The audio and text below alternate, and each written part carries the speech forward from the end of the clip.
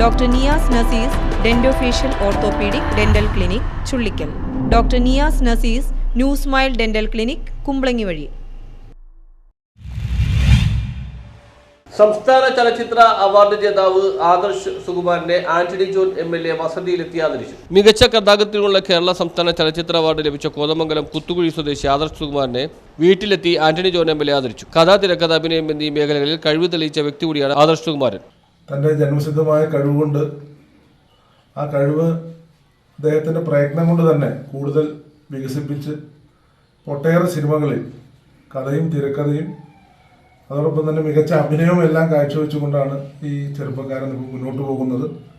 അതിന് ഒടുവിൽ കിട്ടിയ അംഗീകാരമാണ് ഇക്കഴിഞ്ഞ സംസ്ഥാന ചലച്ചിത്ര അവാർഡ് പ്രഖ്യാപനത്തിൽ കാതൽ സിനിമയുടെ മികച്ച കഥാകൃത്തിനുള്ള ഒരു അവാർഡ് കൂടി പ്രിയപ്പെട്ട ആദർശ് സ്വന്തമാക്കിയിരിക്കുകയാണ്.